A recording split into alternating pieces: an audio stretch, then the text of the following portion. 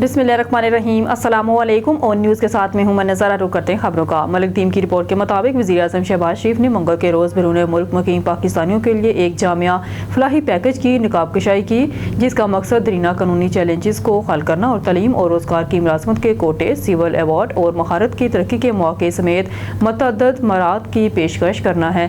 इस्लामाबाद में लगता पहले 2 रोज़ा बैरून मुल्क मुकीम पाकिस्तानी कन्वेंशन से खिताब करते हुए वज़ीर आज़म ने तारकीन वतन को मुल्क साजी में इनकी बेमिसाल शराकत के लिए खराज तहसीन पेश किया।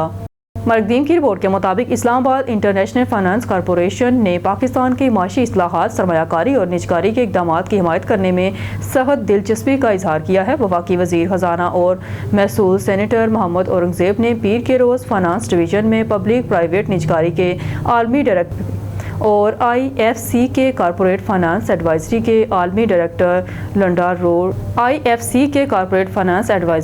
डायरेक्टर लुंडा रोडोवो म्यान गढ़वा की सरबराही में IFC के एक आला सतही वफ़द से मुलाकात की।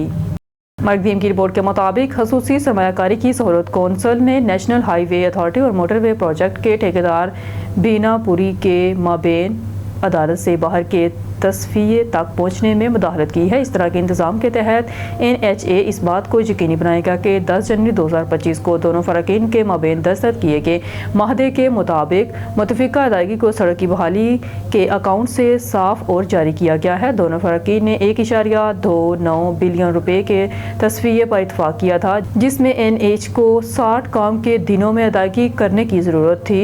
9 अप्रैल 2025 ताहीर की सूरत में तयशुदा माहदे पर दस्तखत करने की ताहीर से मज़कूरा रकम 10% सूद आयद किया जाएगा। न्यूज़ स्टूडियो से फिलवक्त के लिए इतना ही। मज़ीद न्यूज़ और अपडेट के लिए देखते रहिए ऑन न्यूज़।